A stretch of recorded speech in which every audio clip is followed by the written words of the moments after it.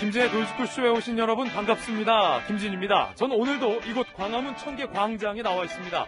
조국 전 장관이 쓴 책 조국의 시간이 정치권의 논란의 시간을 불러왔습니다.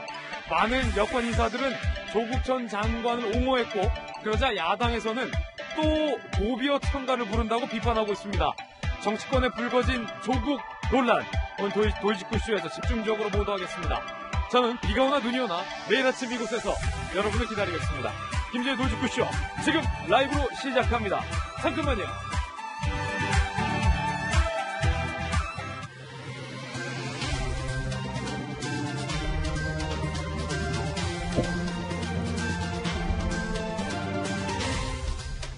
신문 읽어주는 남자입니다. 이용구 법무부 차관 사의를 표명했는데 경찰에 소환돼서 조사를 받고 오늘 새벽 귀가를 했습니다.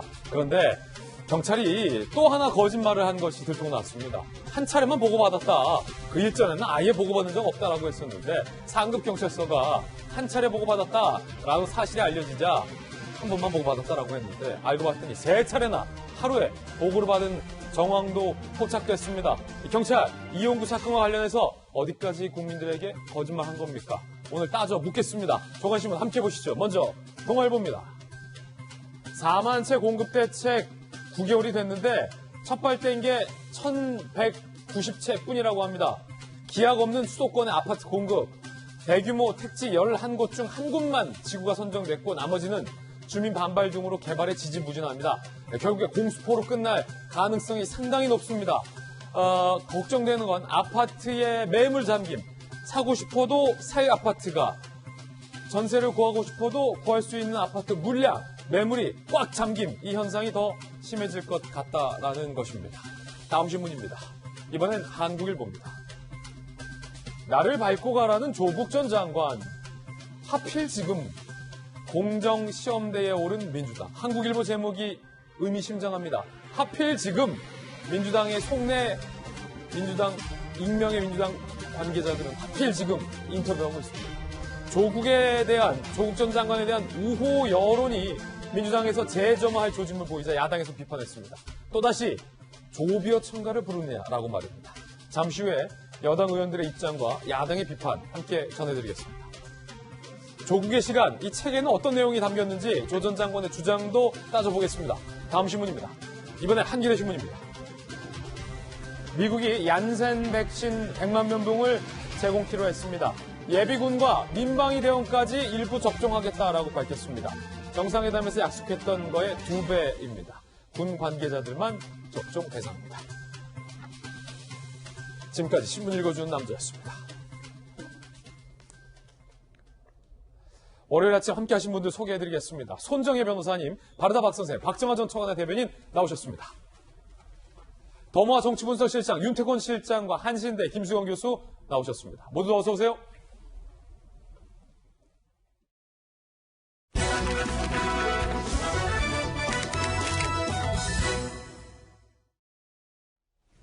조국 전 장관이 쓴 책 제목은 조국의 시간입니다. 이 조국의 시간이 정치권의 논란의 시간을 불러왔습니다. 제목부터 공개하겠습니다. 홈뉴스 주제는요, 조국의 시간이 불러온 파장이라는 제목 정해봤습니다.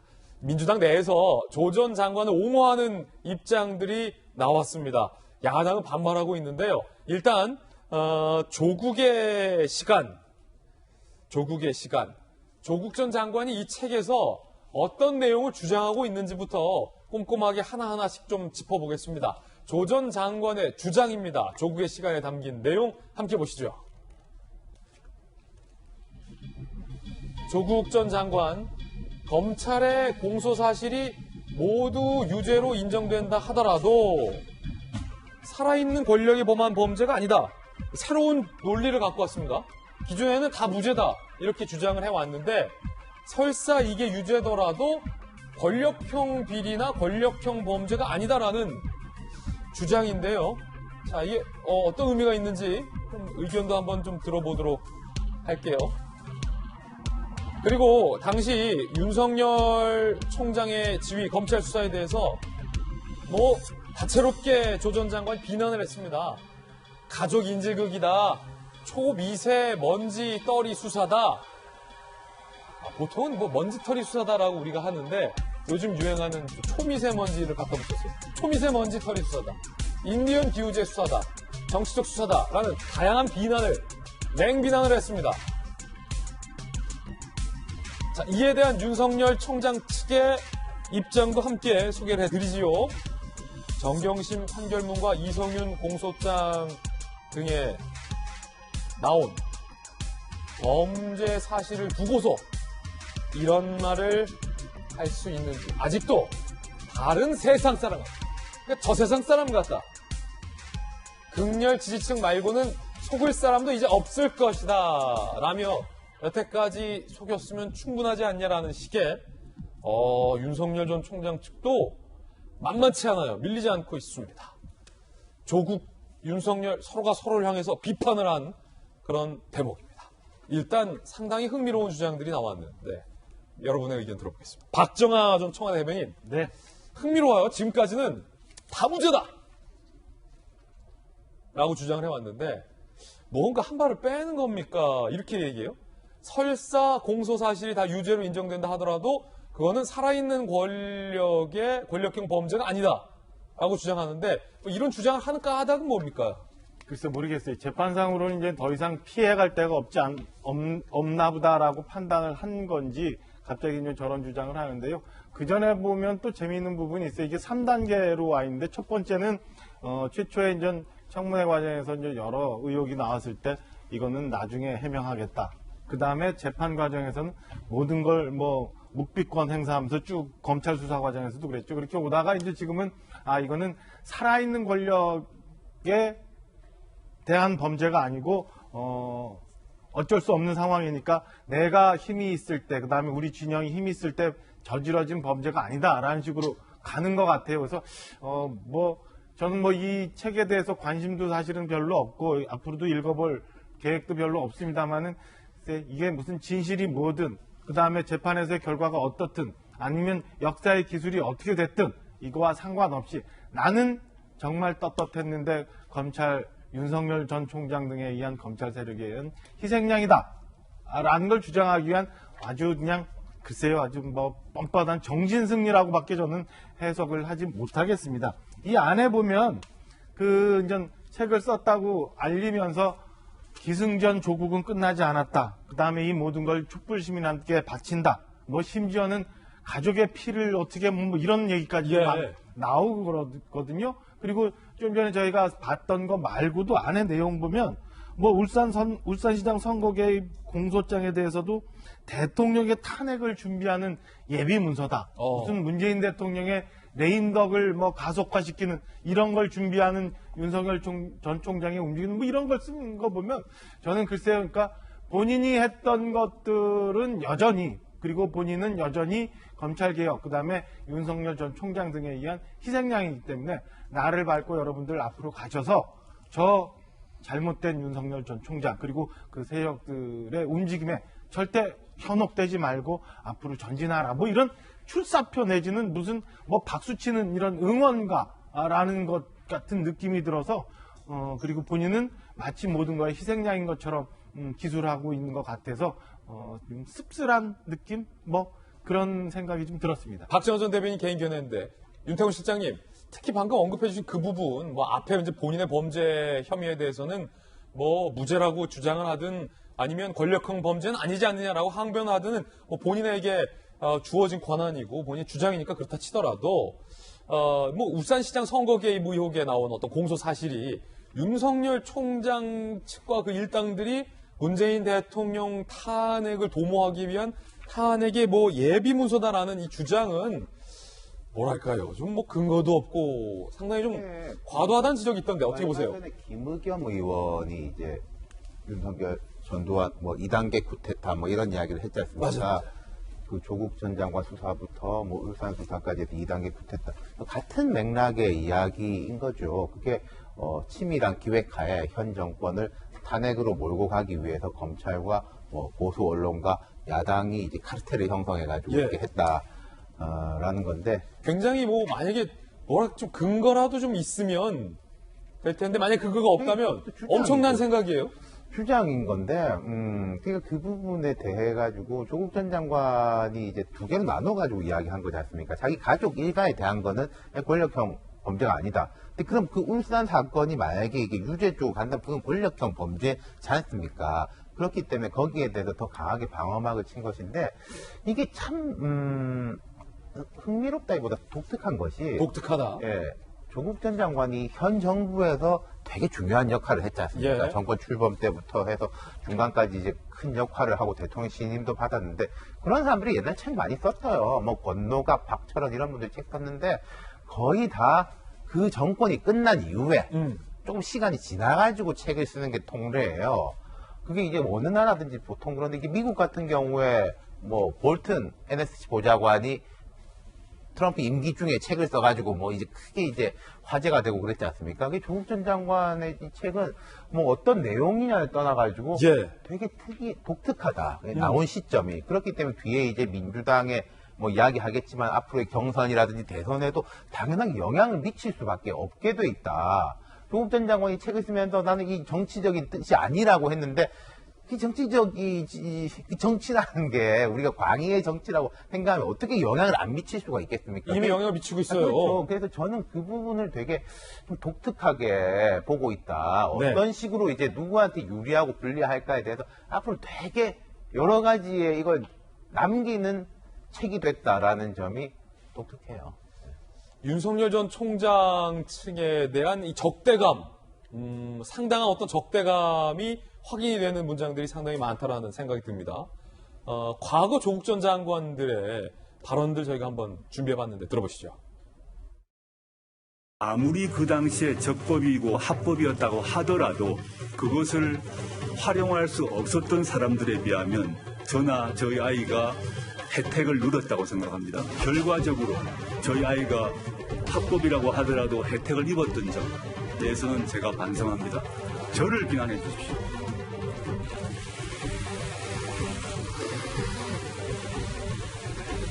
말과 행동이 일치하지 못한 점이 있었습니다.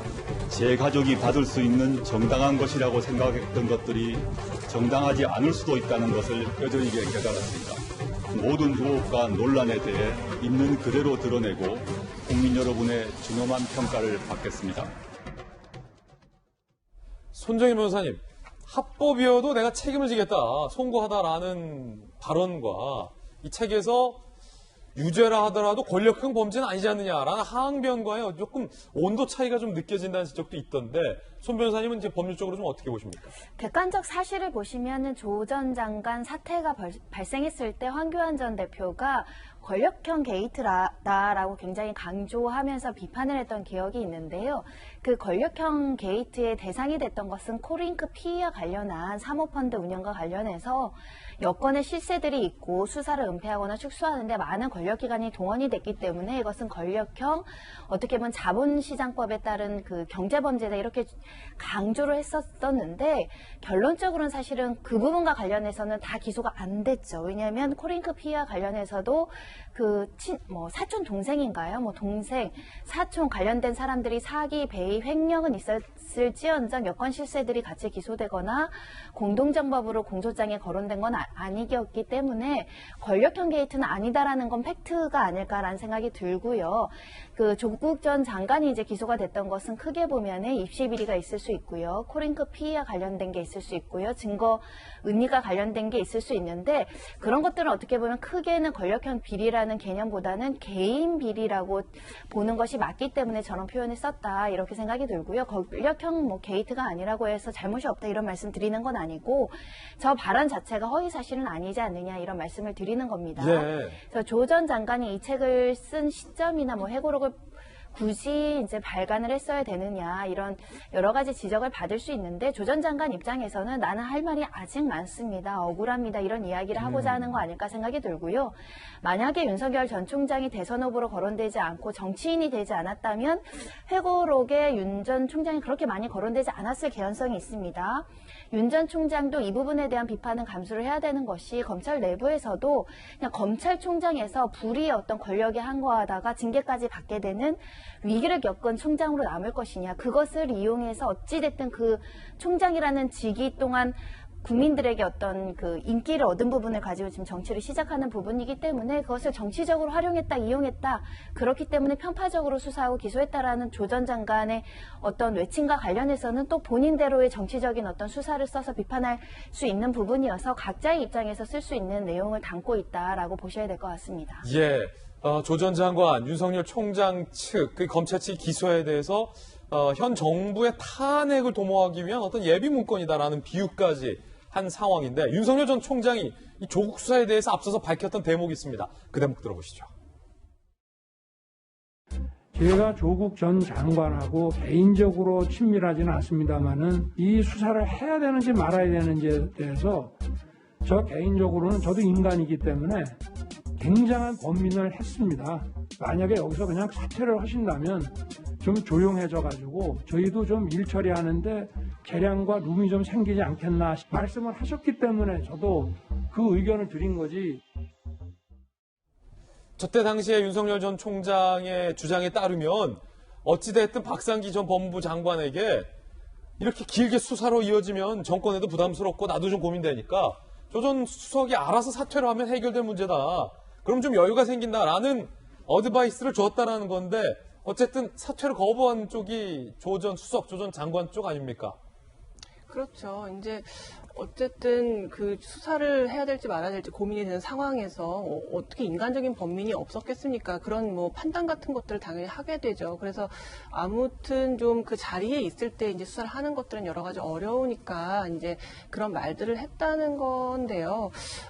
아까 손정일 변호사님 말씀하셨던 것처럼 어쨌든 이 윤석열 지금 전 총장이 이렇게 대선 후보로까지 거론되는 상황에서 조국의 시간에 그 많은 책의 분량이 아마 윤석열 전 총장을 겨냥한 부분들이 많이 담겨져 있는 것 같습니다. 아직 저도 내용을 보지 않아서 잘 모르겠는데, 근데 좀 한 가지 안타까운 것은, 그러니까 조국 전 장관 같은 경우는 이제 법대 교수잖아요. 그러니까 법원에서 어떤 그런 진실을 밝히는 것의 의미가 무엇인지를 가장 잘 아는 분인데, 예. 물론 검찰에서 진술을 거부한 것은 뭐 검찰이 자기에게 유리하게 하지 않을 거라는 판단 때문에 진술을 거부하더라도 그때 이제 재판에서 계속 밝히겠다고, 모든 것을 밝히겠다고 얘기를 했는데, 법정에서는 또 300번 정도 그 형사소송법 조항을 얘기하면서 증언을 거부했거든요. 그렇다면 결국 왜 이렇게 법원 밖에서 SNS나 책을 통해서만 자기의 이야기를 하는가? 결국 떳떳하다면 법원에서 얘기를 해라. 그렇죠. 자기의 어떤 무죄를 적극적으로 소명할 수 있는 아주 좋은 기회가 법정이죠. 그거를 법학 교수인 저 조국 전 장관이 누구보다 잘 알 텐데, 그렇다는 것은 결국 법리적으로 이걸 따지고 들어갔을 때는 이것을 무죄를 증명할 자신이 없는 것이 아닌가라는 인상을 줄 수밖에 없는 것이고요. 또 이제 이 책을 촛불 시민들에게 바치겠다고 했는데, 항상 이 촛불 시민이라는 것은 꼭 민주당 지지자만을 의미하는 것이 아니라 어쨌든 그 국정이 소수의 몇 명에 의해서 농단된 것을 국민의 준엄한 심판으로 이제 고친 것, 예. 특히 촛불 정신인데, 항상 이렇게 민주당 혹은 조국 전 장관은 전유물이 아니다. 촛불 정신이 마치 그들만 이야기할 수 있고 그들만의 것인 양 이야기하는 것이 매우 불편하다는 생각이 듭니다. 김수경 교수의 돌직구예요. 촛불 정신, 촛불 시민은 그들의 전유물이 아니다. 라는 돌직구 발언 들어봤습니다. 정치권에 영향을 주고 있습니다. 민주당의 주요 주자들, 이 조국의 시간에 대해서 어떻게 코멘트했을까요? 함께 보시죠. 논란인데, 이낙연 전 대표, 대권 주자죠. 참으로 가슴 아프고 미안하다. 조 전 장관의 주장에 동조를 했습니다. 참으로 가슴 아프고 미안하다. 위로를 건넸어요. 정세균 전 총리, 대선 주자죠. 가슴이 아리다. 법의 이름으로 당당히 그 진실이 밝혀지길 바란다. 응원을 했습니다. 추미애 전 장관, 조국의 시간은 우리의 이정표가 되어야 한다. 라고 거들었습니다. 여권 관계자, 강성 친문의 지지층 마음을 얻지 못하면 당내 경선 통과가 어렵다. 문제는 정작 후보된 뒤 야당 후보와 경쟁 때 조국 옹호 발언이 부메랑이 돼서 돌아올 수도 있다라는 여권 관계자의 고민. 민주당 내부, 선거 참패 후유증을 극복하기 전에 조국의 시간에 휘말렸다라는 표현을 동아일보 기자를 만나서 민주당 내부의 관계자가 이야기하기도 했습니다. 특히나 이낙연 전 대표 같은 경우는 조 전 장관을 겨냥한 듯 입시비리 제도를 비판했는데, 또 조 전 장관을 옹호하는 발언을 동시에 내놔서 기자들을 아리송하게 했습니다. 어떤 의도일지 설명 들어보시죠. 책 내용 중에 논문의 제1저자 등재나 특정 계층 학생만이 부모 찬스를 이용해 인턴을 하는 조건은 입시제도 자체가 불공평한 것. 이 부분은 이른바 이제 조국 사태를 우회적으로 비판하는 그런 것이 아니죠. 이명박 정부 시대에 그 제도를 도입했어요. 그 제도 자체가 불평등한 제도였다 이것이지요. 조국 장관이 등장하기 훨씬 전 이명박 정부 시대에 도입된 제도의 잘못을 지적한 것이죠. 이런 코멘트에 대해서 야당은 강하게 비판하고 있습니다. 야당의 비판도 함께 소개해드리겠습니다. 유승민 전 의원, 한심한 조비어 청가 부를수록 민심은 싸늘해질 것이다. 윤희숙 의원, 조국 외치는 강성만 보고 정치하겠다는 거다. 김웅 의원, 조국이 민주당이고 민주당이 조국이다. 라고 비판했습니다. 윤 시장님. 제가 이낙연 전 대표 말씀하셨을 때 여기서 이야기한 것 같은데 제도에 대한 비판이기 때문에 저 잘 들어봐야 된다. 이게 우리 모두의 잘못이다라는 쪽인 거지 조국 전 장관에 대한 비판이 아닌 것 같다라고 했는데 더 나아갔죠. 이명박 정부 때 도입됐다. 이게 사실이 아니에요. 우리 기억하시다시피 저거 사실 아니다, 이낙연 대표. 아니 그렇죠. 우리가 기억하시다시피 이제 김영삼 정부 때 수능이 실시되고 그 이후부터 이제 한 줄로 줄 세우기는 안 된다. 김대중 정부 때 이해찬 교육부 장관, 뭐 이해찬 세대 이런 이야기도 나옵니다만은 이제 공부만으로 학교 가는 게 아니다. 그래서 다양한 이제 말하자면 스펙트를 쌓아가지고 가는 이 쭉 흐름이 교육의 방향이었던 것이 이게 뭐 한 정부의 게 아니고 김영삼 정부, 김대중 정부, 이명박 정부 바뀌고 차곡차곡 올라왔던 거고 이게 진보 진영에 사실 주장했던 건데 이걸 또 뭐 이명박 탓이다라고 하는 건 좀 답답하고 오죽 좀 할 말이 없었으면 그랬나 싶기도 한데 지금 민주당이 되게 딜레마적 상황에 처한 게 재보궐 선거 직후에 우리가 한참 이야기했었는데 여기서 그때 무슨 논쟁이 있었습니까? 김어준 수호 논쟁이 있었잖아요. 그때 3단계의 이야기가 있었어요. 아니 김어준 씨가 좀 문제가 있지만은 이걸 이제 권력이라든지 뭐 사람들의 이제 좀 뭐 위력 여론으로 이걸 방송을 폐지하려고 하는 것은 잘못된 것이다. 뭐 그런 충분히 가능한 이야기죠. 두 번째로는 그런 이야기가 있었죠. 시장에서 1위를 하고 있는데 그건 이게 뛰어나다라는 뜻이다. 그것도 뭐 팩트는 팩트니까 시장 1위라는 거. 그 당시에 근데 유일하게 한 분이 그랬습니다. 모든 언론들은 사주와 이제 권력과 자본 앞에서 제대로 보도를 못하는데 유일한 참언론이다. 라고 말씀했던 게 추미애 전 장관이에요. 아, 그렇군요. 이번 조국 장관 책에서도 이렇죠. 자, 얼마나 할 말이 많았으면 가슴이 아파서 뭐 이런 식의 옹호는 할 수 있는 면이 있겠죠. 뭐 인간적으로야 얼마나 또 고통이 있겠냐. 하는데 추미애 전 장관은 우리의 이정표가 돼야 된다. 조국의 시간이. 더 나아갔다. 그렇죠. 그 추미애 전 장관이 아마도 곧 대선에 뛰어들 선언을 할 거거든요. 그렇게 알려져 있는데 그렇다면 한번 아까 제가 모두에 말했던 조국의 시간이라는 책으로 인해서 민주당 쪽 한 번 또 경랑이 벌어지게 되는 거예요. 조국 경랑. 그렇죠. 이게 이제 밖에서 뭘 던지는 게 아니라 야당이 뭘 어떻게 하고 뭐 누가 뭐 어떻게 하는 게 아니라 여기서부터 경랑이 펼쳐지는데 되게 머리가 아플 겁니다. 지금 이제 송영길 대표가 쓴소리 듣기를 해가지고 6월 1일날 그거를 종합적으로 발표하기로 돼 있는데 같은 날이에요. 책 나온 날이. 공교롭게 그렇죠. 조국의 시간과 쓴소리 발표가 같은 시간. 뭐 왜 그렇게 되는지 모르겠는데 같은 날이 되고 그리고 아까 이제 뭐 울산 사건 이야기 하셨는데 대통령께서 1월 18일 신년 기자회견 때 윤석열 우리 정부에서 임명한 총장이다. 뭐 검찰에서 수사한 거 감사원에서 하는 거 그거 별로 정치적이라고 보지 않는다. 라고 해가지고 오히려 그때 윤석열 총장 지지율 확 떨어지고 대통령 지지율 확 올랐었거든요. 대통령이 이미 다 무마한 건데. 그렇죠. 그걸 이제 논란을 털고 딴 걸로 나가겠다. 뭐 백신과 민생으로 나가겠다라는 시그널을 보내가지고 반응이 좋았는데 이건 거꾸로 청와대 생각하고도 뭐 각자 자기 생각은 자기 자유니까인데 거기하고도 말하자면 청와대가 생각하는 거 여당 대표가 나가려고 하는 이제 큰 방향성하고도 배치되는 거죠. 굉장히 예리한 지적인데 대통령은 윤 총장이 한 거 정치 수사 아니다라고 얘기했는데 오히려 그 밑에서 수석하고 장관했던 조 전 장관은 탄핵을 준비하기 위한 뭐 예비 문서다라고 주장하는 게 너무 결이 안 맞다라는 지적이에요. 상당히 예리한 지적입니다. 추미애 전 장관 얘기 나왔는데 추미애 전 장관이 우울증을 앓았다라고 호소했습니다. 이건 또 어떤 이야기일까요? 들어보시죠. 그동안 한 1년을 너무 많은 지탄과 욕을 듣고 그랬던 것 같아요. 마음의 상처투성이 었던 것 같아요. 보궐선거에 개혁을 계속하겠습니다 하는 얘기를 안 하더라고요. 이런 검찰개혁 이런 얘기, 언론개혁 이런 얘기 하면은 표가 달아난다고 생각하고 있구나 해서 조금 우울했어요. 그런데 선거 딱 지고 나니까 평가를 조국 탓이다, 추미애 탓이다, 뭐 이렇게 이상한 방향으로 끌고 가길래 요 며칠 전까지 심하게 그 우울증 비슷하게 좀 알았어요, 좀. 그렇군요. 우울증을 알았다. 박정화 전 대변인 어떻게 들으셨습니까?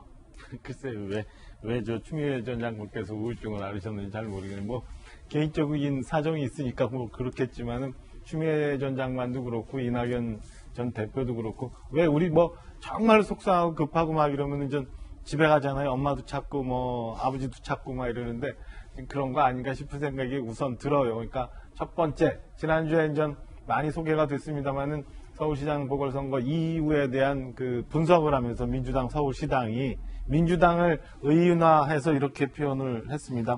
내로남불에 말만 잘하는 40, 50대 중년 남성.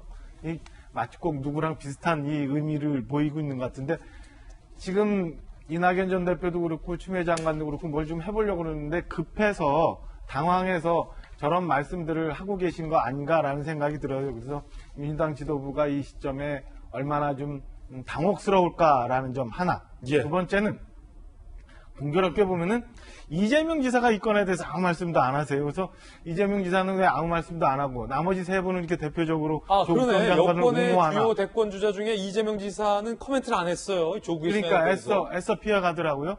그렇게 보면 저는 이 조국이라는 상징화된 인물에 대해서 우리 그 대선 후보가 되고자 하는 많은 분들이 그 밑에 또 다시 가서 그 친문 세력 내지는 본인들이 얘기하고 있는 자기들만의 촛불 세력 이런 데 또 의지하려고 급해서 저러고 있는 건 아닌가라는 생각이 우연히 들었습니다. 여기에 결이 다른 이재명 지사는 그래서 아무 얘기도 안 하고 그래서 지난주에 얘기 나왔던 민주당 스스로 보궐선거에 대한 평가를 했던 거에 대해서 저는 한번 돌아보면 저는 어떻게 이 길을 헤쳐나갈 수 있는지 스스로들 알고 계시지 않을까라는 생각을 좀 해봅니다. 박정화 전 대변인의 개인적인 의견 잘 들어봤습니다. 첫 번째 주제였고요. 두 번째 주제는 오늘 저희가 좀 날카롭게 따져 물어야 할 일이 있습니다. 주제 공개하겠습니다. 택시기사를 폭행한 이용구 법무부 차관이 사의를 표명했는데 무려 6개월 만에 경찰이 늦장 소환 조사를 했습니다. 19시간 동안 늦장 소환했지만 조사를 하고 오늘 새벽에 귀가를 한 건데 증거인멸 교사 혐의 등에 대해서 경찰은 조사를 했다고 합니다. 중요한 건 경찰이 국민들을 상대로 얼마만큼 이 사건과 관련해서 거짓말을 했는지에 대해서 왜 거짓말을 했는지 그 의도는 있었는지 어디까지가 진실인 건지 오늘 저희 돌직구쇼에서 하나하나 날카롭게 따져 묻겠습니다. 먼저 이용구 사의를 표명한 이용구 차관이 오늘 조사받고 귀가를 했습니다. 저희가 취재했습니다. 들어보시죠.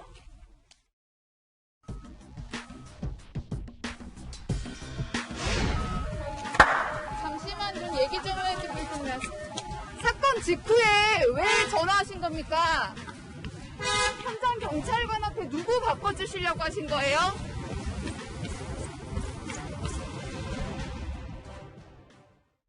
네. 19시간 조사받고 들어가면서 기자들의 질문을 거부했습니다. 그렇다면 경찰은 왜 사건 발생 6개월 만에 이렇게 늦장 소환 조사를 했을까? 경찰이 조사한 건 뭘까? 함께 보시죠.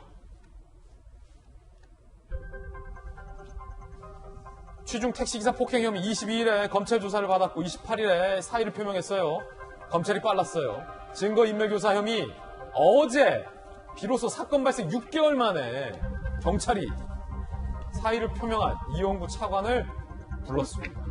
6개월 만에 부르는 거 너무 늦은 것 아닙니까? 경찰.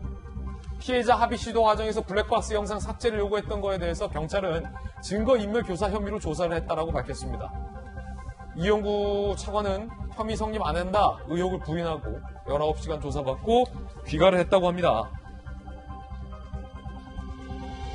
휴일에 소환한 것 경찰은 이용구 차관 측에서 토요일은 대기하는 기자가 많을 것 같으니까 일요일에 오게 해달라 요청했다.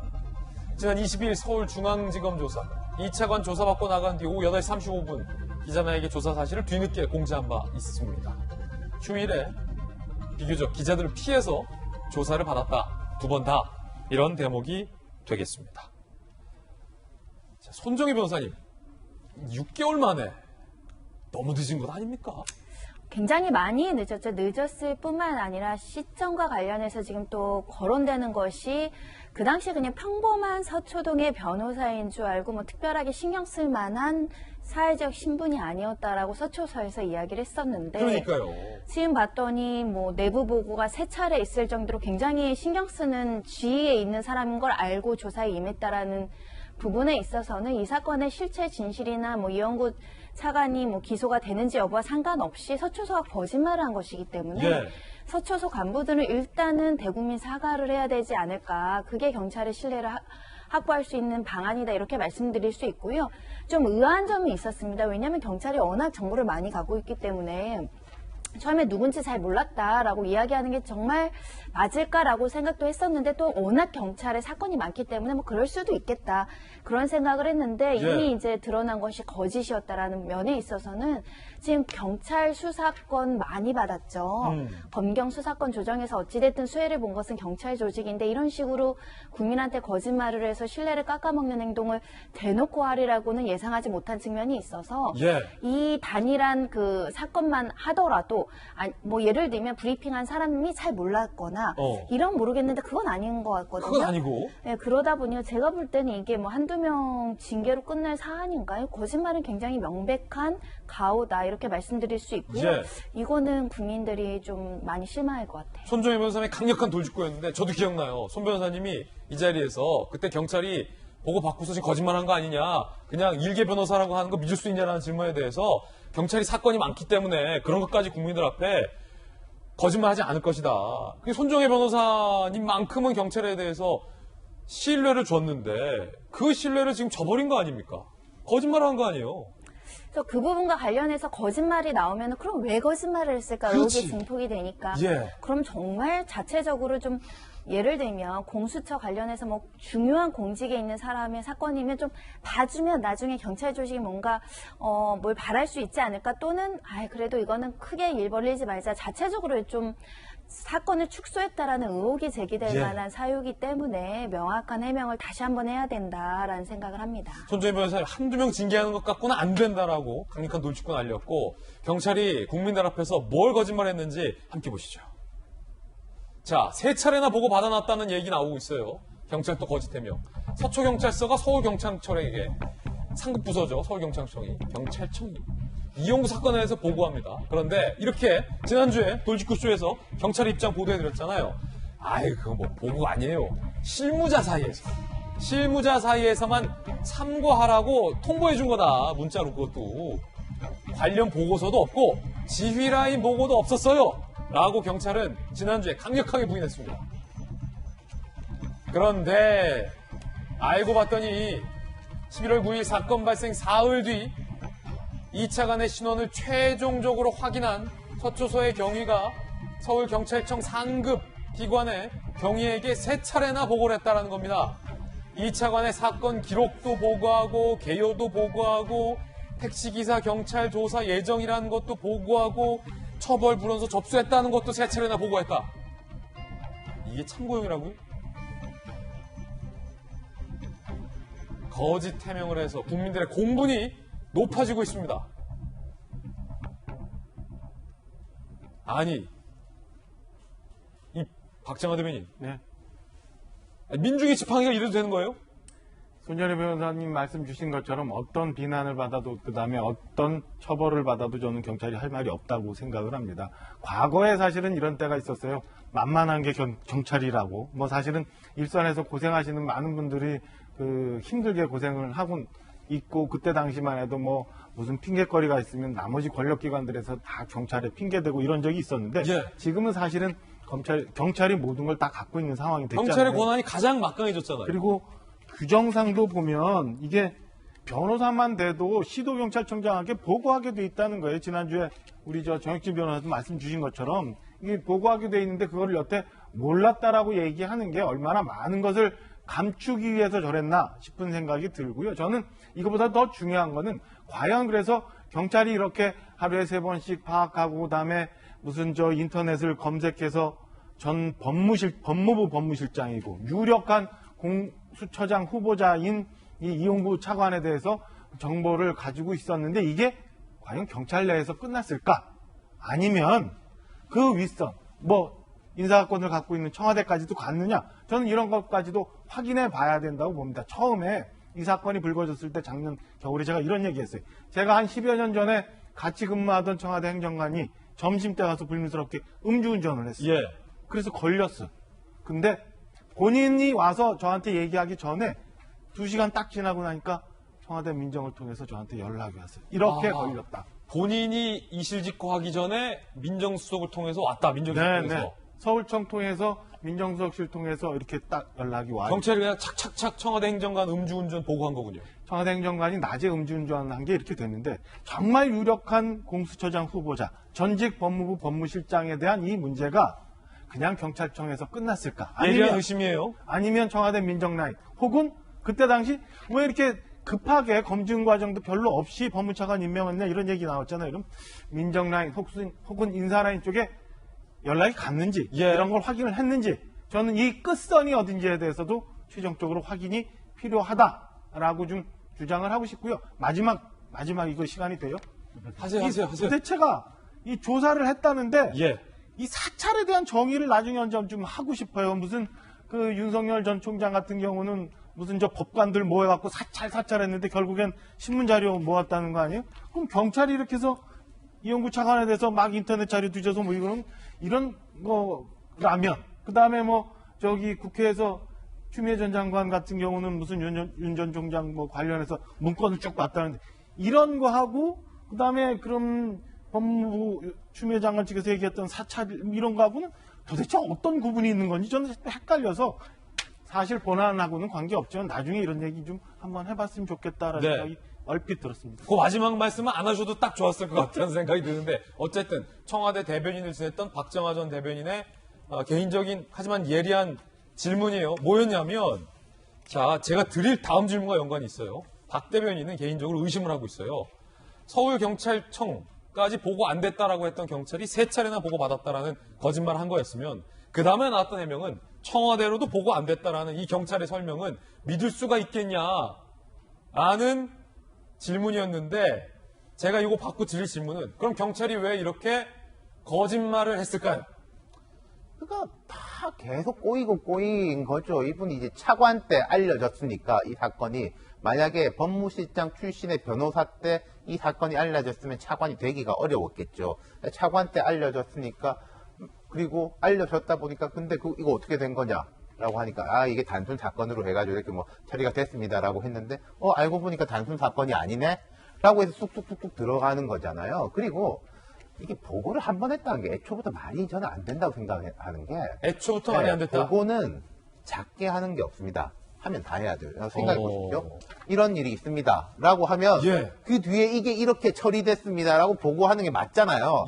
아예 모르면 모르는 건데 누가 저한테 이런 일이 있습니다. 라고 당연하게 그 뒤에 경과하고 결과를 보고 받게 돼 있는 거죠. 아까 보니까 3단계로 해가지고 딱 일목요연하게 3번 보고한 거지 않습니까? 저 보고 잘한 거다. 그렇죠. 그게 맞는 거죠. 그러면 이제 이런 거죠. 자, 한 번만 보고했다는 건 웃긴 얘기다. 말이 안 되는 거죠. 그러면 서울청 생활안전과에 있는 경위는 먹었는가? 그럼 그 보고를 그분은 그냥 예를 들어서 서초경찰서에서 직접 3번이나 이런 중요한 인물이 이렇게 처리됐다라는 거를 자기는 보고를 받았는데 그래 이런 일이 있었구나 하고 이제 말았을 것이냐. 야 세상에 별일이 다 있구나 라고 그냥 말하냐. 그게 이제 궁금해지는 거 아니겠습니까? 세상에 이런 일도 있구나. 그러니까 이제 권력형 범죄라는 게요 보통 이래요. 사실은 처음 범죄 자체가 권력형으로 벌어지는 게 아니라 그걸 무마하고 뭘 감싸주고 하는 게 권력형으로 전화되는 게 권력형 범죄거든요. 이번에도 그렇고 그럼 자 이용구 전 차관이죠. 19시간 조사했다는데 뭘 조사했겠습니까? 뻔한 거 아닙니까? 저분이 그 사실관계에 대해 가지고 이미 다 드러난 건데 새로 조사할 거 없고 지금 보도된 바로는 증거인멸 교사. 근데 저는 뭐 제가 법조인이 아니지만은 제가 가해자인데 피해자하고 합의를 하고 선생님 합의까지 했는데 그 동영상 찍은 거 삭제해 주시면 어떻겠습니까? 저는 충분히 할 수 있는 이야기라고 봐요. 법적으로는 어떤지 모르겠는데 그 건 가지고 19시간 동안 조사를 했을 것이냐. 뭐 딴 것도 있겠냐. 예. 차관께서 뭐 그 당시에 누군가한테 뭐 연락하진 않았습니까? 경찰에게? 아니 뭐 높은 사람한테 나 이런 일이 있는데 어떻게 하면 되지? 하고 연락하지 않았겠습니까? 라는 그런 조사들도 들어가고요. 갔을 가능성이 높고 옛날부터 뭐 정치하고 수사는 생물이다 이런 이야기가 있는데 예. 이렇게 굴러가기 시작하면요. 뭐 어떤 사람의 의지하고 별개로 그때는 막을 수가 없는 거예요. 이렇게 해서 뭐 증언들이 나오고 아까 제가 그 경위는 과연 그거 보고받고 먹었겠느냐라고 예. 했는데 그 사람한테도 강한 압박이 들어가면은 뭐 제가 꼭 어떻게 했습니다. 혹은 정말로 제가 그때는 그냥 나만 알고 끝냈습니다. 라는 식의 이야기가 나올 수밖에 없겠죠. 보고받은 그 경위가 상급부서 그 보고받은 경위가 나만 알고 그냥 세상에 이런 일이 있구나. 왜 그랬을까? 라고 말았는지 아니면 자기보다 더 상급자에게 누군가에 보고했는지 여부도 따져봐야 된다. 그렇죠. 이제는 그렇게 굴러가게 돼 있다는 거죠. 여기에 한 가지 보도를 더 더하겠습니다. 자, 윤태곤 실장님 어떤 개인적 견해고 아직 뭐 추측도 좀 들어가 있던 말이었는데 한 가지 보도를 더 더할게요. 함께 보시죠. 일부 경찰 간부들이 데이터를 삭제했다. 이야, 이거 참 또 묘하죠? 요건 왜일까요? 경찰이 진상조사 착수한 전후로 일부 경찰 간부들이 데이터 지우개 앱을 가동했던 흔적을 포착했다. 제2경사 담당 수사관 경찰 조사 시작 전 휴대전화를 바꿨다. 이게 과연 약정이 다 돼서 바꾼 걸까요? 사건 발생 처리 시기 전후 L경정 변호사 등 업종계 관계자들과 통화를 했다.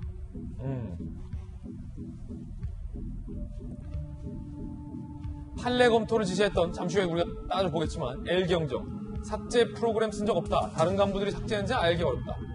행적을 100% 복원하기 어려워. 윗선 개입 수사가 과연 이거를 근거로 될 수 있을지 우려의 목소리도 나오고 있다라고 하는데 여기 한 가지를 우리가 더 보겠습니다. 폭행 사건이 발생했고요. 출동했던 파출소 경찰들은 특가법을 적용했다는 사실이 뒤늦게 밝혀졌습니다. 출동했던 경찰관들은 법대로 특가법을 잘 적용한 건데 누가 이걸 뒤집었을까? 이게 참 흥미로운 대목입니다. 함께 보시죠. 지난해 11월 6일 오후 11시 30분 현장에 출동한 경찰이 특가법을 적용했습니다. 그렇죠. 이거 경찰청장, 서울경찰청장인가요? 어디 지방경찰청장 나와서 특가법 아니다라고 경찰 간부, 고위 간부, 판례 많다 이런 얘기 하지 않았어요? 현장에 출동한 경찰관들은 특가법 적용했네요. 뒤늦게 나왔네요. 예. 다 이 시간 지나면 밝혀집니다. 예. 다음날 7일 사건을 보고받은 경정 사시 출신의 수사 지휘 라인이라고 해요. 기존 판례 검토를 지시했다고 합니다. 그런데 이게 여기서 보도가 좀 엇갈려요. 어떤 보도들은 특가법을 적용하지 말라는 취지의 검토 지시다라는 해석도 있고 통례적으로 판례 검토는 그냥 들어가는 지시다라는 보도도 있습니다. 두 갈래 해석은 여러분들이 판단해 주시고 L경정 8일 밤에 문제는 이용구라는 인물을 검색했는데 공수처장에 가실 분이네? 라는 걸 검색해서 알게 돼요. 9일 이 차관 유력 후보 거론 기사를 직접 검색하기도 했다.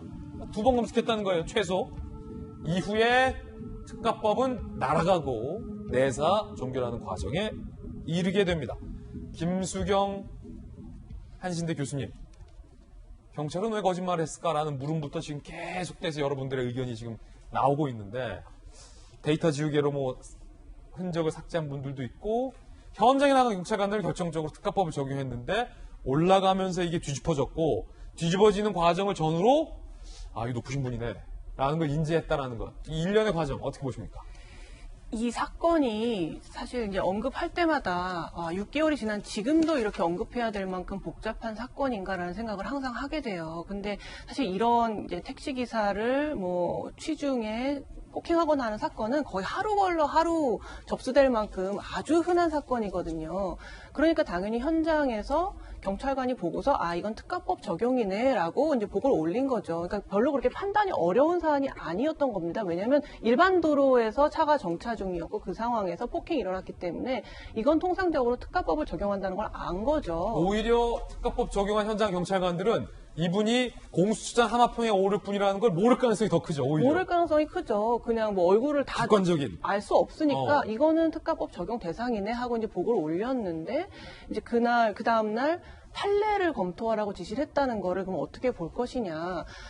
아주 법리가 복잡한 사건 같은 경우는 뭐 판례를 검토할 것 같아요. 그런데 이렇게 명징한 사건에 대해서까지 판례를 검토한다? 사실 경찰서에 접수되는 사건이 얼마나 많습니까? 이 모든 사건에 대해서 이렇게 판례를 검토하거나 자세히 보지는 않을 것 같거든요. 그렇다면 합리적으로 이 사람이 뭔가 유력한 사람이기 때문에 판례를 검토하고 혹시 특가법을 적용하지 않을 수 있는 방안이 있는지를 본 것이 아닌가라는 게 합리적인 의심인 것이고 또 뭐 데이터를 삭제했다, 여러 가지 핸드폰을 바꿨다, 여러 가지 우연이 너무 많이 겹치잖아요. 사실 그것이 다 우연이려면은 사실 이것이 어떤 유력자를 좀 봐주기 위해서 이런 일련의 일들이 생겨난 것이 아닌가라고 하면 한 번에 쉽게 설명이 되는데 그게 전혀 아니었다고 하면은 이것도 우연이었고 저것도 우연이고 하필 공교롭게 이것도 우연이었다는 게 한꺼번에 다 발생해야 되는 사건이거든요.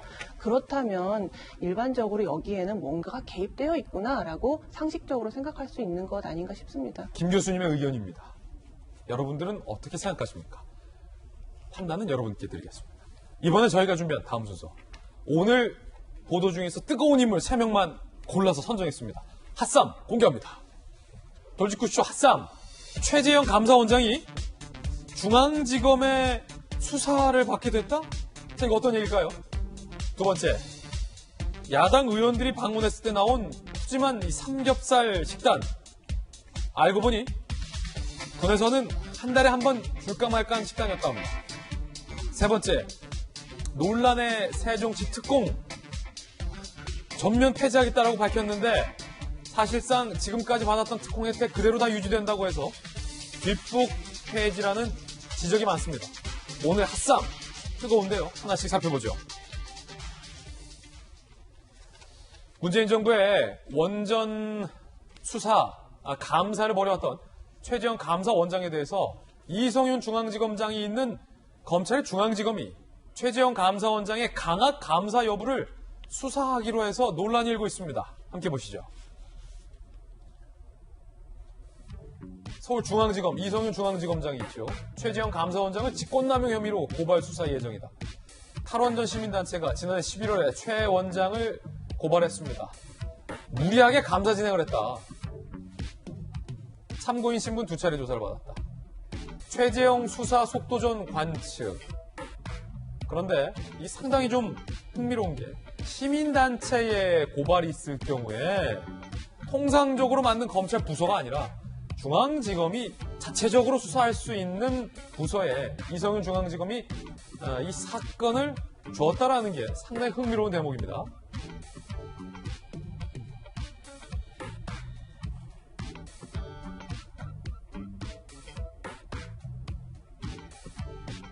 월성 1호기 경제성 평가 조작 의혹 고발 사건은 정작 수사 진척 상황이 없다라는 것도 함께 봐야 할 대목일 것 같습니다. 최재형 감사원장은 다들 아시다시피 현 정부 그리고 대통령의 공약이더라도 법은 지켜야 되지 않느냐라는 감사원장으로서 할 수 있는 대적 같은 발언을 해서 화제가 됐던 인물입니다. 그리고 최근 야권에서 대권 주자로도 언급되던 인물입니다. 중앙지검이 그를 수사할 수도 있다라는 대목을 밝힌 건 상당히 의미심장해 보이는데 최 감사원장의 지난 발언 들어보시죠. 감사 저항이 굉장히 많은 감사였습니다. 국회감사 요구 이후에 산업부 공무원들이 관계 자료를 거의 모두 삭제했습니다. 그것을 복구하는 데도 시간이 걸렸고 감사 저항이 이렇게 감사 저항이 심한 감사는 제가 재임한 동안에 처음 있는 겁니다. 자료 삭제는 물론이고 와서 사실대로 얘기 안 합니다. 참고인 조사를 받는 교수님에 대해서 강압적인 감사가 이루어진 겁니다. 있을 수 있는 일입니까? 감사 과정에서 조사받는 사람과 감사관과의 긴장 관계 때문에 약간은 이해가 다를 수 있습니다. 월성 1호기 감사가 정해놓고 한 감사가 아니고 저희가 하려고 하는 감사도 아닙니다. 국회에서 감사를 하라 그랬고 그때 경제성 평가에 문제가 있는 것 같으니 그걸 보라 그래서 저희들이 본 겁니다. 어떤 목적을 가지고 감사했다 이런 거에 대해서는 저희는 동의할 수 없고요. 한 교수에 대해서 강압 감사했다라고 하는데 좀 전에 본 거에 따르면 해당 교수도 문제될 건 없었다라고 얘기를 하고 있는 그런 대목인데 이성윤 중앙지검장의 생각은 좀 다른 것 같은데 손정인 변호사님, 일단 이성윤 중앙지검장의 중앙지검이 뭘 수사한다는 겁니까? 근데 뭐 지검장이 지금 이성윤 지검장이 이 사건을 뭐 수사를 하라고 지휘하고 이런 부분에 있어서는 좀 과잉 해석의 논란이 있을 수 있습니다. 네. 이 사건을 보면 지난해 11월에 시민단체와 환경단체들이 이제 고발 조치가 있었던 것이고요. 그럼 그로부터 7개월 동안 수사를 안 하다가 이제야 조금 사건을 정리해야 되는 수순이기 때문에 수사를 사건 정리 수순이다. 할 수 있다. 또는 수사를 하다가 또 혐의성이 발견되면 수사가 진척이 있을 수도 있죠. 그런데 지금 나오는 보도들을 보면 이제 참고인 조사를 해서 사건의 방향을 설정하는 단계에서 이게 뭔가 정권 차원에서 감사원을 압박하기 위해서 이 사건을 수사한다라고 몰아가는 거는 굉장히 문제가 많은 거죠. 왜냐하면 앞서서 많은 사건들이 고발 조치가 되고 앞서 우리가 첫 번째 다뤘던 사건도 조국 전 장관 사건에서 먼저 시민단체, 환경단체들의 고발이 있었고 피고발인 신분으로 수사를 하다가 혐의점이 발견된 사건들은 정말 강제 수사가 굉장히 엄격하게 이루어졌고 그렇지 않은 사건들은 수사가 중간에 종결됐고 그랬거든요. 이 사건도 지켜보실 필요가 있는데 수사가 개시됐다라고 해서 이게 정권 차원에서 이성윤 지검장이 뭔가 부당한 수상 압력으로 이거 수사하라라고 지시한 것처럼 몰아가는 것도 문제가 있을 수 있다. 최재형 감사원장이 우리가 어떤 목적을 가지고 이것을 감사를 했겠느냐. 저는 그 말이 맞을 수 있다라고 생각을 하고요. 지금 고발한 단체들이 이게 직권남용이라고 보는 거거든요.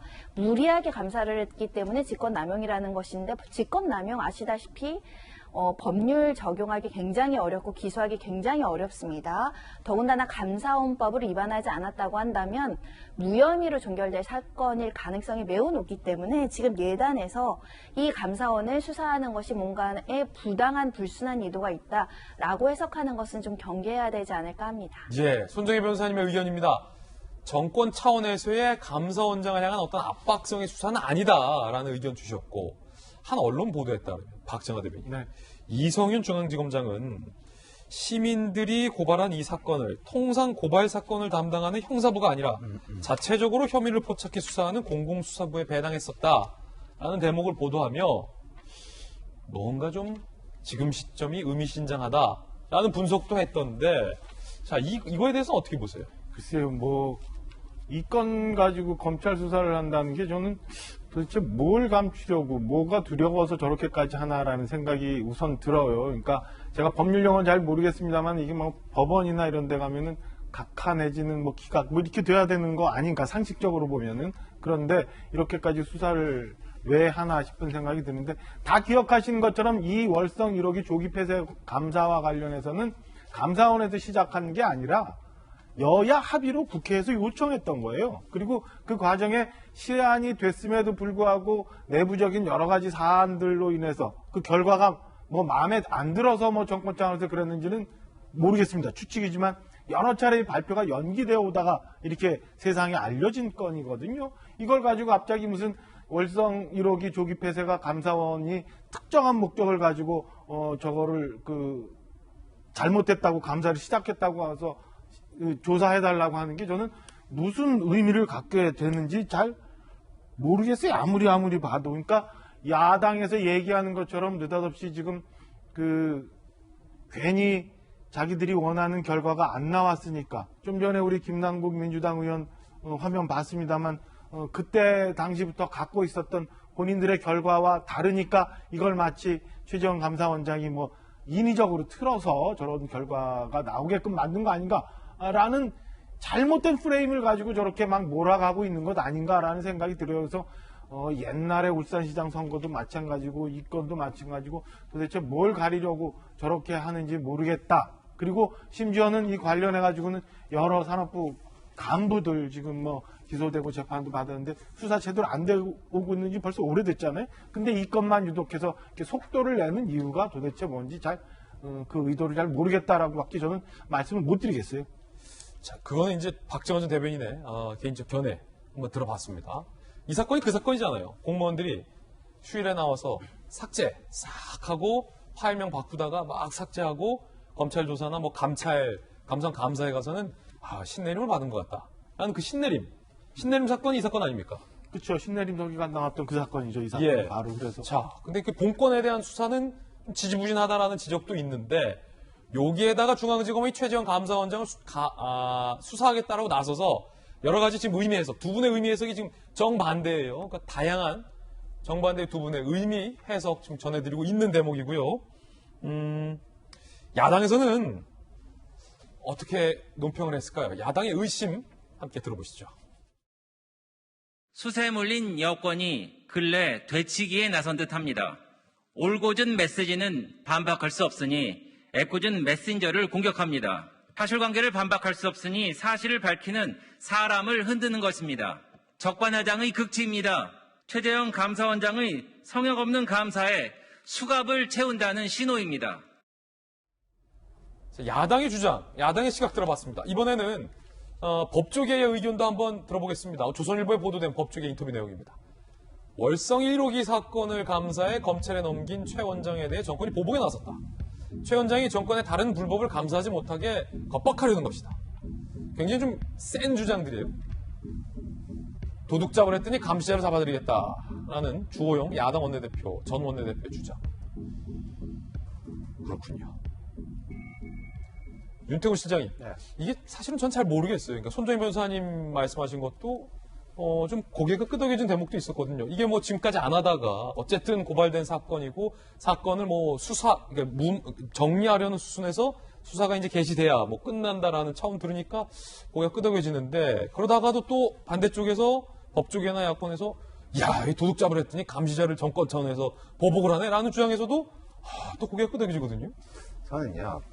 손정희 변호사님 주장에 좀 동의하는 편이에요. 근데 이제 뭐 사건의 배당 뭐 이런 걸 보면은 꼬투리 잡힐 만한 일을 하고 있는 것도 같다라는 느낌이 드는데 중앙지검이 근데 이런 거가 있을까요? 저는 최재형 감사원장이 이런 것으로 뭐 눈 하나 깜짝 안 할 거라고 봐요. 최 원장이 네. 최 원장이 성격상 이게 무슨 뭐 성격도 그렇고 법적인 아까 손 변호사님 말씀해주신 법리적인 성격상 눈 하나 깜짝 안 할 걸로 보는데 제가 이제 흥미롭게 보는 건 이런 거지 않습니까?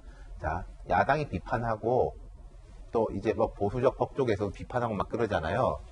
그 비판 받는 것이 누구한테는 다행일 수도 있겠다.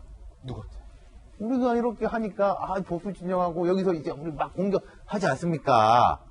라는 걸 보여주고 싶은 사람은 있을 수 있다는 거죠. 어허. 그게 이제 어차피 이걸 가지고 무슨 최재형 감사원장 사법 처리는 되지도 않지만은 이 과정에서 이런 우리 정말 열심히 하고 있습니다. 애쓰고 있습니다. 저쪽에서 욕하지 않습니까? 어허. 라는 거를 또 보여주고 싶은 사람은 있을 수도 있겠다. 그런 생각이 드네요. 자, 거기까지만 윤태곤 실장님의 개인적 견해였습니다. 두 번째 핫삼은 군에서 최근 제공됐던 의원님들께 제공됐던 삼겹살이 가득했던 먹음직스러웠던 식단이 알고 봤더니 한 달에 한 번 나올까 말까 한 특식이었다고 합니다. 사실은 뭐 이거를 놀라울 정도로 보도하지 않아도 군을 다녀온 일반적인 저희 같은 사람들은 다 알죠. 저런 식단은 일상시에 군부대에서 나올 수가 없습니다. 맨날 저거 나온다고요? 그럼 저거 삼겹살 굽는 취사병들 나만 하질 않아요. 어차피 특식인 거 국민들 다 알고 있었던 겁니다. 그런데 새삼 군이 아니라고 하니까 보도하죠. 26일 국방위 소속 국민의힘 의원들이 부실급식 시대 점검차 방문했고 이렇게 융숭한 삼겹살에 된장찌개에 풋고추, 상추, 밥값, 잡곡밥까지 나왔죠. SNS에서 보여주기식 아니냐라는 비판이 제기됐고 알고 봤더니 한 달에 한 번 제공된 특식이었다라는 거죠. 그런데 육군의 해명이 이게 논란입니다. 아유, 의원님들 방문하는 날짜가 공교롭게 특식 제공된던 날과 우연하게 겹쳤네요. 라고 해명을 했습니다. 의원들에게 이날 점심 특식 안내는 하지 않았다고 합니다. 우연히 군에서 한 달에 한 번 특식이 제공되는 날, 그날이 언제인지는 아무도 몰라요. 예수님 오신 날입니까? 그 아무도 모르는 특식 제공되는 날이 우연히 의원님들이 방문한 날과 겹쳐서 우리가 의도해서 이렇게 의도적으로 평상시에 이렇게 우리 군에게 식사를 잘 제공합니다 라는 어떤 의도적인 메시지가 없었다라는 육군의 해명이 눈살을 찌푸리게 합니다. 김수경 교수님, 말이나 말지. 특식 맞았습니다. 의원님들이 오는데 어떻게 그래도 융숭하게 대패되지 않겠습니까? 라고 점잖게 했으면 논란은 안 될 텐데 말이나 말지. 의원님들 방문하는 날짜랑 특식 제공 날이 우연히 겹쳤다. 그러면 그날 야당 의원들 왔을 때 평소에는 이렇게까지 안 나오고 오늘 특식 제공되는 날이라 좀 특별하게 나갑니다. 라고 말을 하든가. 뭡니까 이게? 군대를 안 다녀온 저도 저게 특식이었겠구나라는 생각이 들어요. 대단하네요. 그런데 이제 참 그 군대라는 게 저는 가보지는 않았습니다만 가기 싫잖아요. 왜냐하면 어쨌든 자기의 자유를 헌납하고 국가에 복무하는 거기 때문에 한참 혈기방장한 20대 사병들이 젊음의 한 자락을 국가를 위해서 이제 봉사하는 것인데 복무하는 것인데 그렇게 가기 싫은 군대를 가게 했으면 좀 먹는 것만이라도 제대로 먹을 수 있게끔 해줘야 되지 않겠습니까? 의식주 같은 경우는 정말 잘 보살펴줘야죠. 사실 우리가 어떤 돌봄을 받고 있구나라는 생각을 갖는 어떤 서비스 중에 큰 거 아니에요. 밥 한 끼 제대로 이렇게 대접받으면 상대방이 나를 굉장히 배려하고 아끼고 있구나라는 생각 들거든요. 이게 굉장히 사기 진작에도 엄청난 영향을 줍니다. 저렇게 부실하게 밥 주면서 돌격 앞으로 할 때 앞으로 나가겠습니까? 저 같아도 안 나갈 것 같아요. 국가가 나를 위해서 이렇게 정말 볼품없이 나를 대접하는데 내가 국가를 위해서 내 목숨을 바쳐서 싸워야 되는 거라는 생각을 할 것 같거든요. 그래서 좀 저런 군인들에게 제공되는 밥을 위해서는 만약에 세금이 많이 쓰인다고 하면 저는 아낌없이 정말 내 세금을 쓰라고 할 것 같아요. 지금 군인들에게 들어가는 그 급식 한 끼당 비용이 초등학생보다도 적다는 거예요. 3,000원이 안 되죠, 미처. 그래서 좀 이렇게 먹는 것만이라도 제대로 챙겨주고 저렇게 의원들이 왔기 때문에 특식을 준 거를 마치 그냥 평일인 것처럼 저렇게 얘기하는 그런 것들은 좀 하지 말았으면 좋겠습니다. 제가 이제 국방부를 오래 출입했기 때문에 또 이제 국민들에게 또 이제 육군의 입장을 조금 대변해서 오해가 생기지 않게 좀 해명을 몇 가지 좀 드려야 될 것 같아요. 설명을 좀 드릴게요. 뭐냐면 앞서서 이제 논란이 됐던 부실 식판 이렇게 우리 장병들에게 매번 식단이 나가는 건 아닙니다. 제가 취재도 했었고 군에도 왔다 왔지만 제가 복무했었을 때보다 지금 우리 장병들에게 제공되는 어떤 식단은 정말로 많이 개선이 됐습니다. 아까 의원님들 삼겹살 정도 아니더라도 개선이 많이 됐다. 먹을 만한 수준의 영양가 있는 밥들이 부대에서 제공되고 있는 것만큼은 사실이다라는 점 말씀드릴 수 있고 급식비 같은 거 있잖아요. 요것도 이제 추사병들이 조리를 하니까 인건비나 재료비 이런 것들이 좀 일반적인 것보다 좀 싸기 때문에 그런 것도 좀 감안을 해야 된다라는 해명도 드리는데 지금 문제가 되고 있는 건 김수영 교수님 잘 지적했듯이 일종의 말장난. 의원님들 방문한 날이가 우연이었다. 그러면 송영길 대표 왔을 때 그렇게 얘기하면 안 되지 않았습니까? 들어보시죠.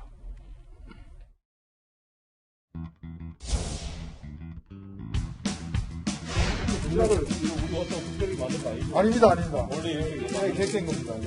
먹고 싶은 대로 게시를 하는 거잖아요. 네네, 먹으시고. 이게 일부러 이렇게 많이 드는 건 아니고. 요만큼 가져가라, 이런 의미로.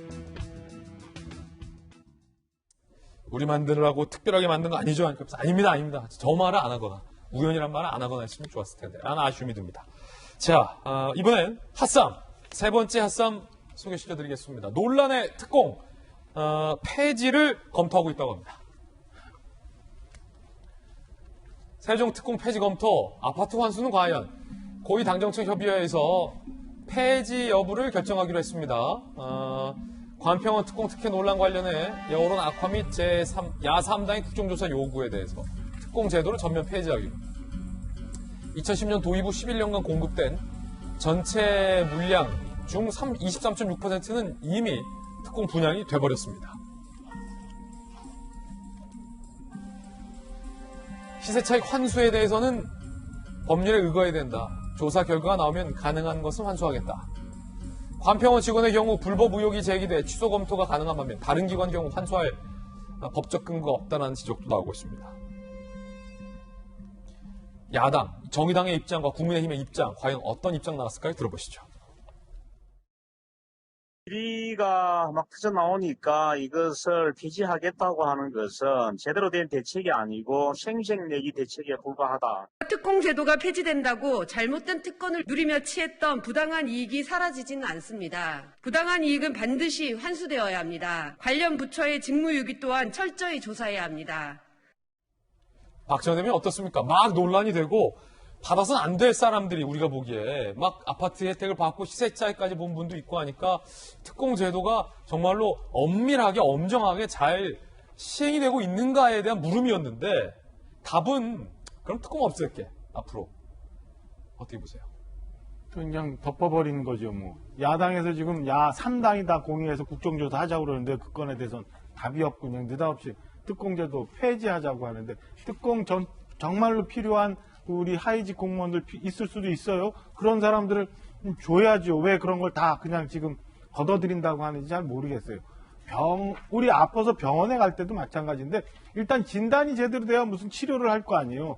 그러면 지금까지 있었던 특공제도에 대해서 뭐가 문제가 있었는지에 대해서 그다음에 그럼 누가 이런 걸 분양받아서 어떻게 했는지에 대해서 확인을 해야 그다음에 뭘 조치를 취하지 무조건 지금 덮어버리고 우린 특공 없앱니다 라고 얘기하는 게 무슨 말인지 잘 모르겠고요. 뭐 법적으로 뭐 근거가 없어서 어렵다고 얘기를 하는데 글쎄 조사하다 보면 우리 정의당이 주장하는 것처럼 저는 환수 가능한 것도 얼마든지 나올 수 있다고 보고요. 만약에 필요하면은 지금 엄청난 지금 뭐 그 복지 혜택 주고 있는데 그 중에서 일부 LH가 사서라도 정말 필요한 사람 돌려줄 수도 있는 방법이 있고요. 26,000채 그동안 특공했던 거 왜 그냥 저렇게 역사 속에 묻어버리려 하는지 잘 모르겠어요. 일단 조사해서 거기서 문제가 있는 거는 문제에서 개선하고 환수할 건 환수하고 그 다음에 정말 혜택 받아야 될 사람들이 있으면 찾아서 주고 그도 아니면 정말 집 없는 우리 서민들한테 저 특공 분양된 아파트 좀 주는 방법 좀 찾아보는 게 옳은 정책의 수순 아닌가 생각합니다. 박정원 전 대변인의 의견이었습니다.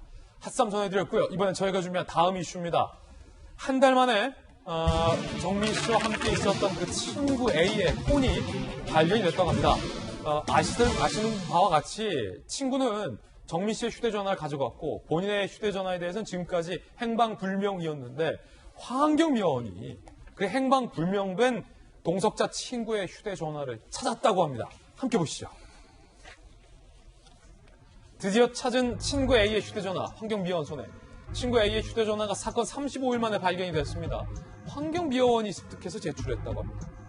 경찰은 충전하니까 정상 작동한다고 밝혔습니다. 이걸 지금까지 한강에서 찾았던 거예요, 경찰은? 물속에서. 경찰 감식할 예정이고요. 포렌식할 예정입니다. 통화와 메시지 내용을 면밀하게 분석할 예정이라고 합니다. 좀 안타까운 게 임태웅 실장님 고생 많았어요. 해경과 민간 잠수부들, 우리 경찰 관련된 군 관련된 인원들. 근데 경찰이 환경미화원 손에서 이게 발견이 됐는데 그거를 그렇게 35일 동안 물속에서 찾고 있었어요. 근데 물속에서만 찾았을까요? 저는 아닐 것 같아요. 왜냐면은 이 A씨 군, A씨 가족들 변호인 측의 주장대로 A군이 그 정민군의 사망에 직접적인 뭐 익사하는 데 대해 가지고 뭐가 없다면은 그 휴대폰이 물에 들어가 있을 이유가 없는 거잖아요. 그렇죠. 뭐 술 먹다가 이렇게 왔다 갔다 하다가 흘렸으면은 물 밖에 흘렸던 게 당연한 거지 않습니까? 그 물 속에 찾는 거는 그 이제 끌고 들어가 가지고 물에서 뭐 어떻게 했다라는 전제할 때 물에서만 찾는 건데. 그러네요. 듣고 보니까. 저는 뭐 이게 당연하다라는 게 A군이 주장하는 거하고는 부합되는 지점이다라는 것이고, 그래서 정말 뒤늦게라도 찾았으니까 다행이고요. 거기서 뭐가 그렇게 구체적인 게 나올까는 잘 모르겠습니다만은 정말 나와가지고 지금 뭐 수많은 이제 억측들도 조금 가라앉고 진실 규명에 한 발 더 나가는 계기가 됐으면 좋겠습니다. 자, 그럼 손정희 변호사님 이렇게 뒤늦게 나온 친구의 휴대전화를 통해서 경찰은 포렌식을 한다는데 뭐 어떤 걸 더 보고 규명을 해야 합니까? 일단은 A 휴대전화의 위치 내용을 이제 분석을 하다 보면 동선이 나올 텐데 이 동선과 A의 진술이 부합하는지를 살펴보지 않을까라는 생각이 들고요. 휴대전화에 동선이 다 나와요?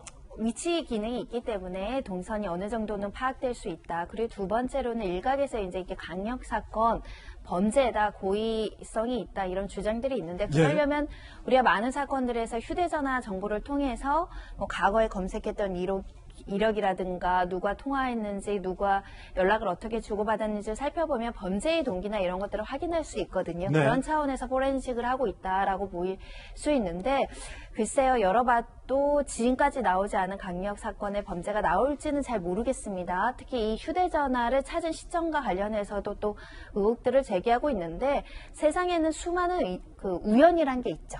우연이라는 게 있어서 이게 진작에 이제 찾아줬으면 좋겠는데 또 이 시점에 찾아준 게 뭔가 있는 것 같다라고 이야기하는 것도 근거가 없는 거죠. 환경미화원이 이것을 찾았고 위치나 이런 것들도 이제 경찰에 진술을 했을 것이라서 경찰의 최종적인 수사 결과를 지켜보시면 좋을 것 같다라는 말씀 드립니다. 김수영 교수님. 그게 이제 지금 유족 측에서는 이 환경미화원이 도대체 어떻게 이 휴대폰을 입수했고 그래서 이제 이게 전달됐는지에 대해서 궁금해하고 있어요. 왜냐하면 사실 군인까지 동원돼가지고 그 휴대폰을 그렇게 열심히 찾았는데 한 달 동안 안 나오던 게 갑자기 나오니까. 그렇죠.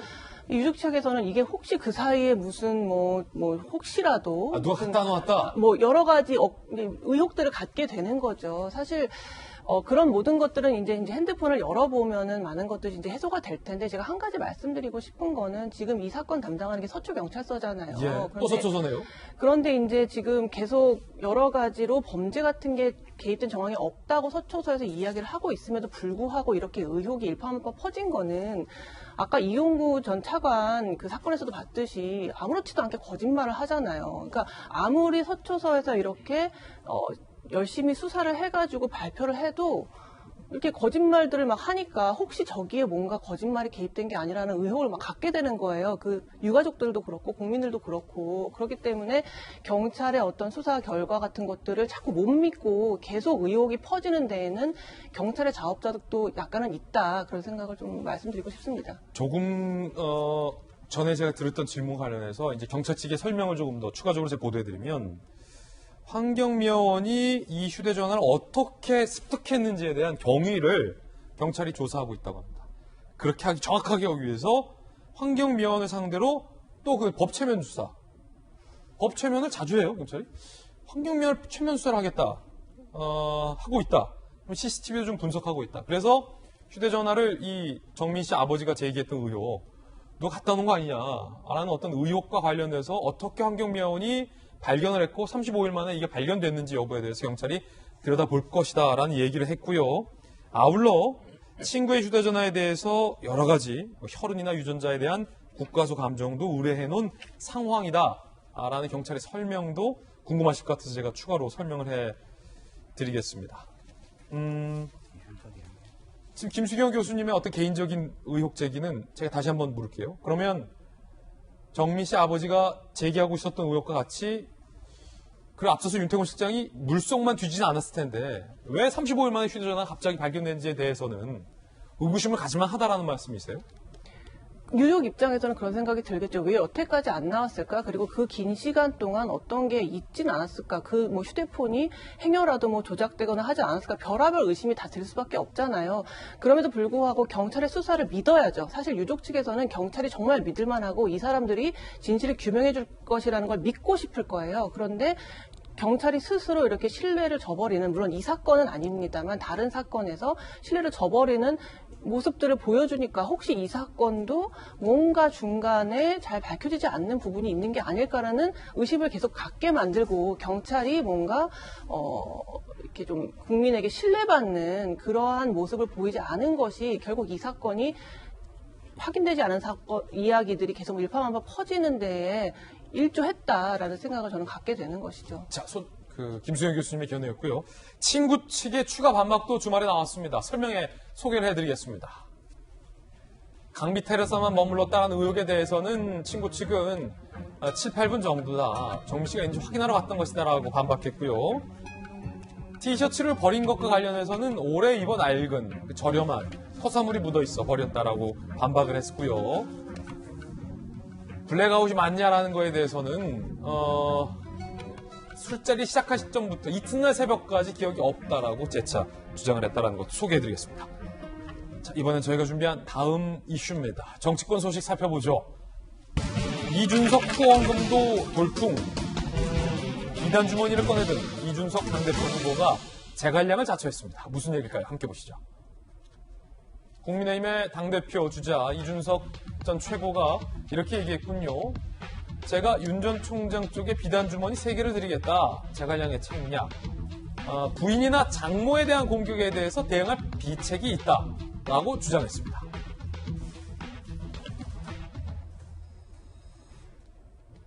상당히 좀 자신감이 좀 보이는 대목인데 정치권과 관련해서 윤태곤 실장님. 네. 부이나 장모에 대한 공격이 들어오면 위급할 때마다 제갈량이 준 비단 주머니를 풀어보잖아요. 삼국지에서. 그 안에 물론 누구나 들었을 때 이런 묘책이 라고 하면 진짜 제갈량이 되는 거고 딱 봤는데 꽝이네?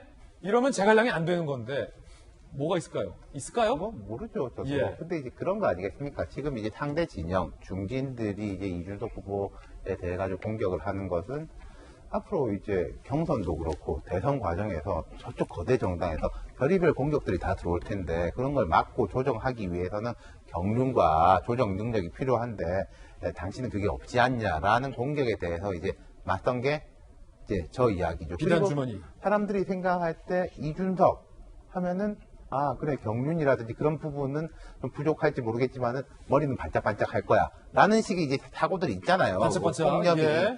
그럼 이제 본인이 이제 자기가 약한 것에 대해 가지고 저도 뭐 경륜이 있습니다. 이건 말이 안 되니까 강한 부분을 강하게 내세워 가지고 전략적으로. 그 공세에 대해서 방어를 하는 거죠. 뭐 진짜 뭐 2개, 3개가 있는지는 잘 모르겠지만은 예. 어쨌든 되게 뜨겁습니다. 뜨겁고 지금 한 이제 2주 남았나요? 예. 앞으로 이제 두고 봐야 알겠지만은 기대는 점점 올라가고 근데 기대가 올라가는 거는 또 불안감도 같이 올라간다는 뜻이거든요. 와 이준석 잘한다 해서 진짜 대표되면 좋기도 하겠는데 이거 예를 들어서 예. 중진들이 하면요 이게 우리가 예측 가능한 리스크가 있어요. 잘하는 것도 예측이 되고 못하는 것도 이런 식으로 못할 거다라는 예측이 되는데 맞아요. 어느 정도 예측돼요. 이준석 대표라는 거는 정말로 가보지 않은 길이었기 때문에 예. 잘하는 것도 못하는 것도 어떤 식으로 못할지 예측 예측이 불가. 안 되거든요. 예측이 안 되는 건 두려움이에요. 공포는 되게 이제 큰 힘인데 그 부분 기대하고 두려움이 같이 올라가는 데에서 이제 이준석 후보가 어떻게 대응하느냐에 달린 거 아니겠습니까? 후원금 모금에서는 일단 이준석 전 최고가 웃고 있다고 합니다. 함께 보시죠. 28일에 후원금은 모금을 시작했는데 사흘 만에 1억 5천만 원 한도 금액을 다 채웠다라고 합니다. 10만 원 이하의 많은 사람들의 소액 후원을 받았다. 소액 후원이 대부분 영수증 여러 개를 한 번에 발표해주나 애를 먹을 정도였다.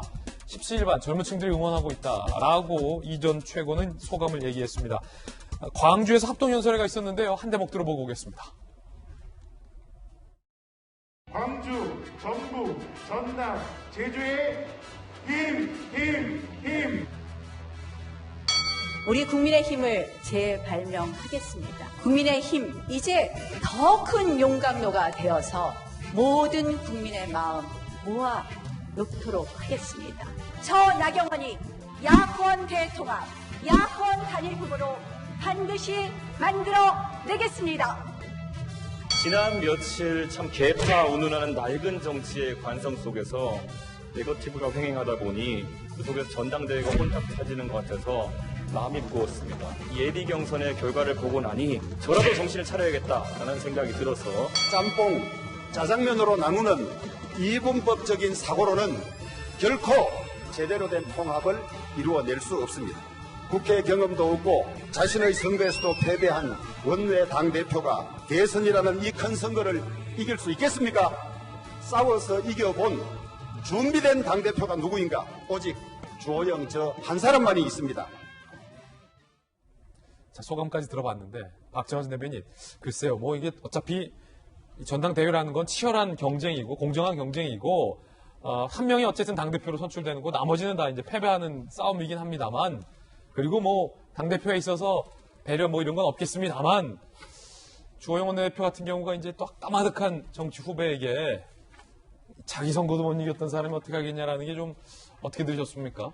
저도 뭐 소속돼 있어서 한 표를 행사해야 되는데 아직까지 어떻게 해야 될지 결정을 못할 정도로 지금 굉장히 뭐 변화를 예상할 수 없을 정도로 이제 긴박하게 돌아가고 있는데 향후 한 일주일 정도가 굉장히 중요한 것 같아요. 최근까지는 여론조사상 뭐 이준석 후보가 계속 앞서가고 있는데 이게 그냥 여론조사처럼 샘플링해서 그걸 환산해서 점수가 나오는 게 아니라 직접 투표하는 한 표 한 표가 다 카운팅 되는 거거든요. 그러니까 이 당원 한 사람 한 사람들이 어떻게 투표를 하느냐. 그 다음에 좀 전에 봤던 것처럼 당의 미래나 비전에 대해서 누가 얘기하느냐. 이런 거에 대해서 당원들이 향후 남은 시간 동안 좀 판단할 텐데 그게 최종적인 결과를 좌우할 듯 싶습니다. 네. 자, 어쨌든 치열한 전당대회. 과연 최후에 누가 당대표가 될지는 아무리 계산을 해봐도 아직까지는 알 수가 없을 것 같습니다. 굉장히 지금 초박빙 양상으로 접어들 것이라는 예측이 가능해지는데 누가 새로운 당대표가 될지도 계속해서 지켜보겠습니다. 저희들은 60초 광고 후에 돌아오겠습니다. 잠시 후에 뵙죠. 네, 월요일 아침 저희가 준비한 소식 모두 다 전해드렸습니다. 한 가지 굉장히 기쁜 소식이 있습니다. 저희 김재의 돌직구쇼가 다음 주 월요일부터 조금 더 이른 시간에 우리 시청자 여러분들을 찾아뵙게 됐습니다. 여러분들 더 빨리 만나 뵙고 싶어서 다음 주 월요일부터 방송 시간이 당겨집니다. 8시 50분부터 김재의 돌직구쇼가 시작하고요. 방송 시간도 더 길어집니다. 100분간 여러분들을 더 많이 만나 뵙고 싶어서 8시 50분부터 100분간 김진애의 돌직구쇼가 다음 주부터 새롭게 여러분들께 더욱더 풍성하게 찾아뵙기로 했습니다. 주변에 많이들 홍보해 주시고 잊지 마시기 바라겠습니다. 월요일 아침 8시 50분부터 방송 시작되고 100분간 김진애의 돌직구쇼가 더욱더 풍성해집니다. 시청자 여러분들의 오늘 하루는 분명 어제보다 더 나을 겁니다. 감사합니다.